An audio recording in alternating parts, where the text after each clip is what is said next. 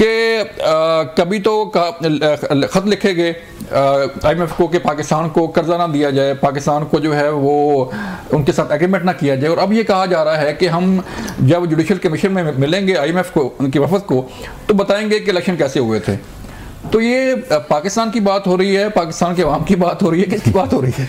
जी बहुत शुक्रिया। अब पहले जो ख़त लिखे गए थे उनका भी कोई असर ना हुआ। IMF ने दिया मियां नवाज शरीफ, मियां शहबाज शरीफ को एग्रीमेंट दिया।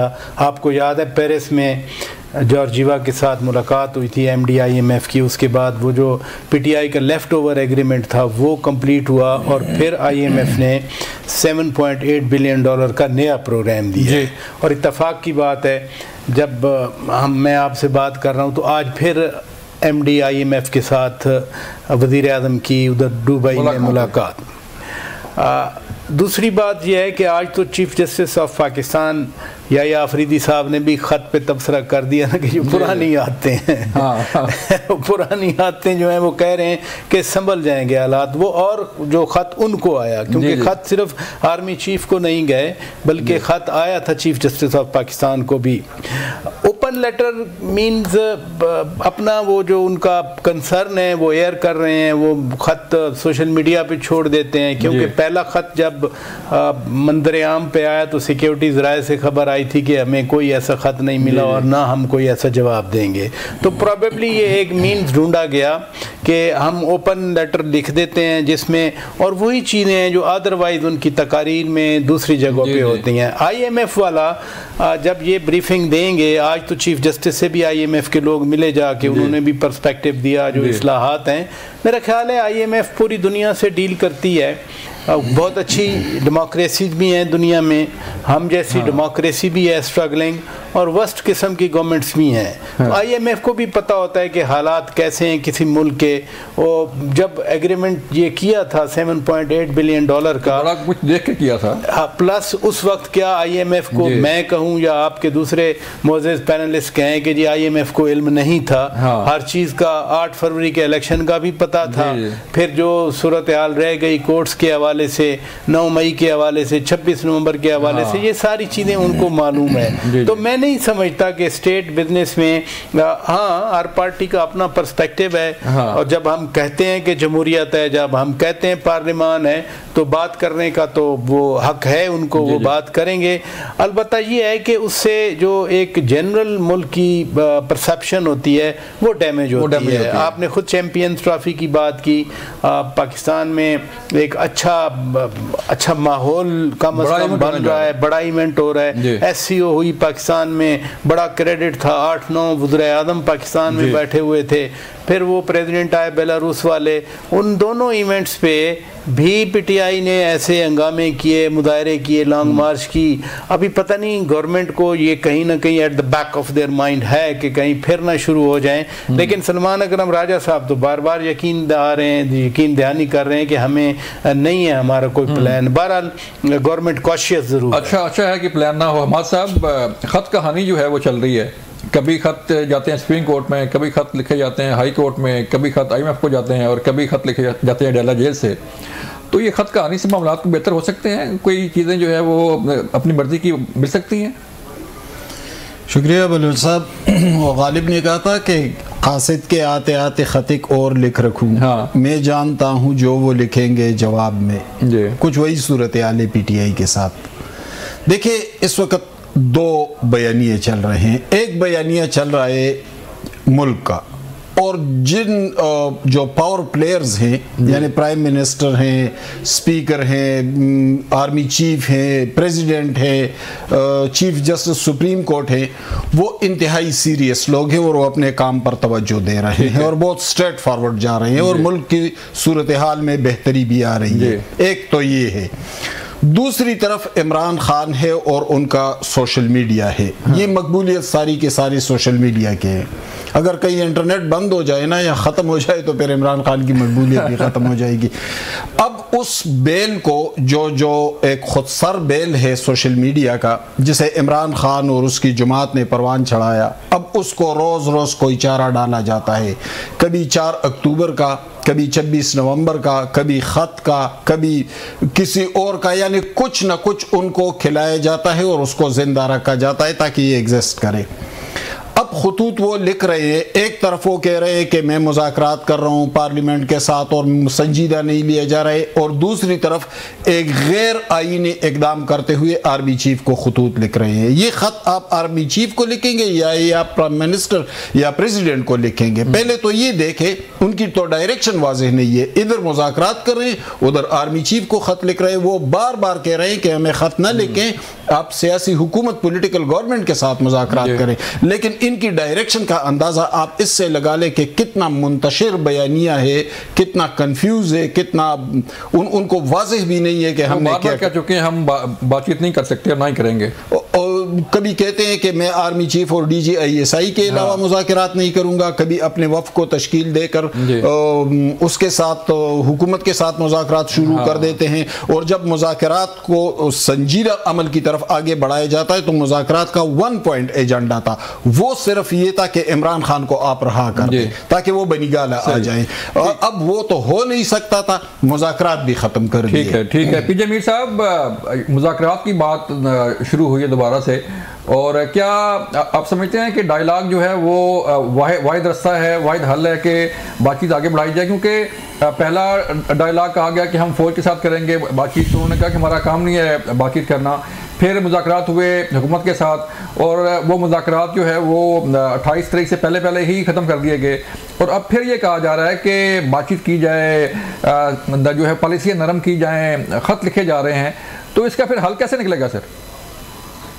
देखिए, आपको भी पता है, मुझे सबको पता है, पावर किसके हाथ जी। अगर हम इसको डिनाइल पे जाएंगे तो हम फिर बहुत ही जाहिल किस्म के लोग हैं। क्वेश्चन वो फोकस्ड है, उसको पता है उसने क्या करना है, वो लिखेगा आर्मी चीफ को, बार बार लिखेगा GISI को, हर चीज को करेगा, और उसको पता है कि पावर का रास्ता किस तरह अंदर है। लेकिन देखो, आपकी जो पॉलिटिकल डायनामिक्स है वो चेंज है। इस वक्त आप एक नई एरा के अंदर आए हो, और उस एरा के अंदर जब आपको मिलिट्री बार बार कह रही है कि हमारा कोई ताल्लुक नहीं है, और आप उसको लेटरेंट स्पिरिट में ले लो या आप उसको ले लो, तो आप फिर आपके पास रास्ता कहाँ जाता है? फिर आप जाते हैं अपने पॉलिटिकल डायस्पोरा के अंदर, आपके जो पॉलिटिकल एडवर्सरीज हैं, फिर आप उनसे बात करते हैं। लिखे जो खत तुझे वो तेरी याद में, तो वो पहले याद नहीं आया था खत का?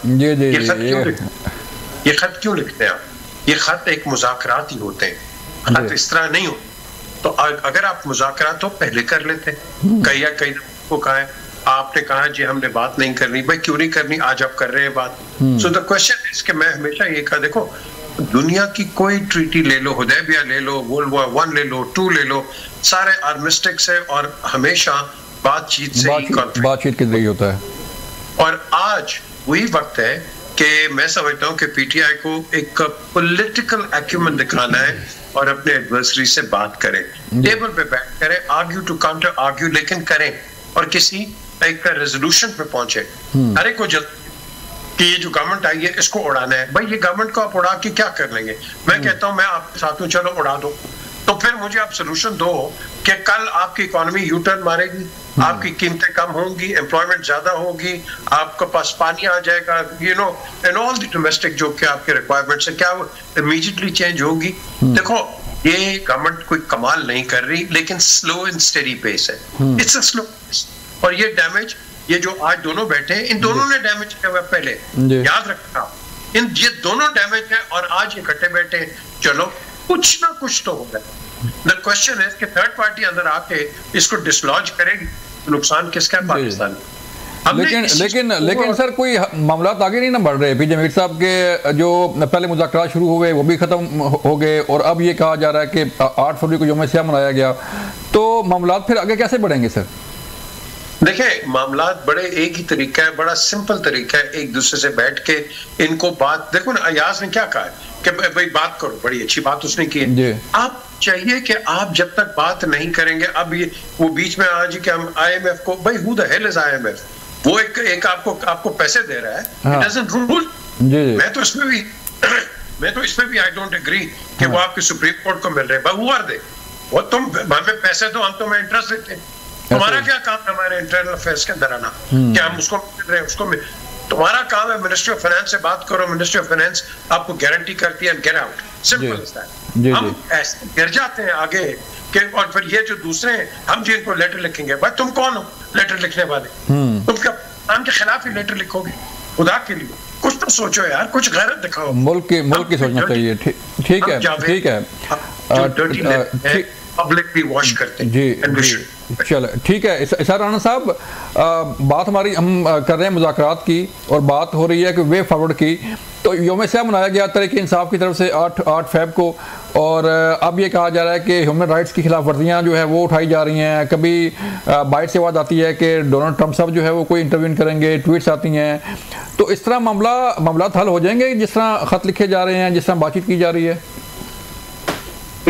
लिख रहे ना, खुल्लम खुला खत लिख रहे ना, तो डिग्गी में बैठ के जाके तो मुज़ाकरात नहीं कर रहे ना। हाँ।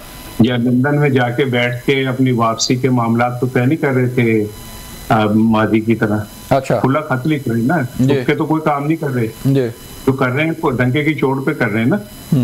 तो ये कहना है कि जी वो आर्मी चीफ को खत लिखना जो है गलत है, तो आर्मी चीफ को डिग्गी में बैठ के जाके मिलना और लंदन के अंदर आर्मी चीफ के साथ मिलकर प्लान करना ठीक है।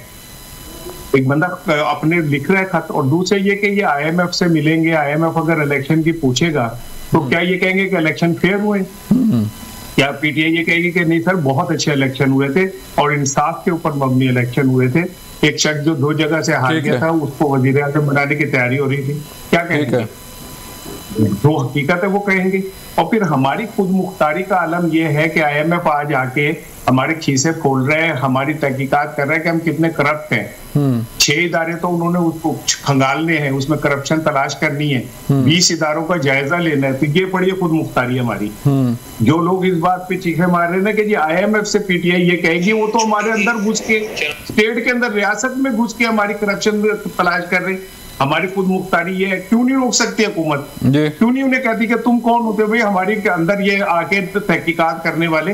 ये हमारा अंदरूनी मामला है, इसलिए नहीं कर सकते कि बेगर्स कैन बी चूजर। तो कर रहे चीफ जस्टिस से मुलाकात की तुक क्या बनती है? हमारे अदालती मामलात के मुतालिक ब्रीफिंग क्यों दी चीफ जस्टिस ने? चीफ जस्टिस ने क्यों नहीं कहा कि आप कौन होते हैं हमसे ब्रीफिंग लेने वाले? हमारा आपसे क्या ताल्लुक है? पैसे देने अब रियासत पाकिस्तान को दें? नहीं सर, तो अपना राणा साहब जैसे आप कह रहे हैं ना कि डंके की चोट पे सारा कुछ हो रहा है, तो कैसा पर्दा सर? अगर कोई आपका कोई इदारा जो है आपके साथ आता है, बैठता है, बातचीत करता है, तो इसमें क्या आ रहा है कि ब्रीफिंग अगर दे भी दे दो? नहीं क्यों दे रहे? आप उस एक इदारा जो बाहर से आ रहा है वो आपसे, अच्छा ये तो फिर ऐसा ही है कि हमारा कोई वफद जाके किसी मिले चीफ जस्टिस से और कह के दें ब्रीफिंग जी या इंतखाबी इस्लाहात पे कि 26वीं तरमीम आप कैसे कर रहे हैं और ये सारे मामला कैसे चल रहे हैं? किस हैसियत से हम ले सकते हैं? ये कोई इदारा दुनिया का आगे पाकिस्तान से कैसे ब्रीफिंग ले सकता है? इसलिए कि वो हमें टके दे रहे हैं, हमारी झोली में पैसे डाल रहे हैं, तो वो कह रहे हैं कि दिखाओ तुम्हारे घर में क्या क्या है। वो जो करे ना इसके ऊपर बात कि IMF का वफद जो है वो 6 इदारों के अंदर करप्शन तलाश करेगा, बेकायदगियां तलाश करेगा, वो कैसे कर सकता है? वो हमारे ऊपर कोई बैठा हुआ कोई मुत्सिब इदारा है जो हमारे लिए तलाश हम पे करेगा? इसलिए करेगा कि हम खुद उनको कह रहे हैं कि खुदा का वास्ता हम फकीर है, हमारे जो मर्जी कर। ठीक है राणा साहब, ठीक है राणा साहब, मुझे ब्रेक लिए कहा जा रहा है, जब ब्रेक से वापस आएंगे तो फिर बात करेंगे कि सियासी जमातें अगर मामला हल नहीं करेंगे तो फिर कौन करेगा? ब्रेक के बाद।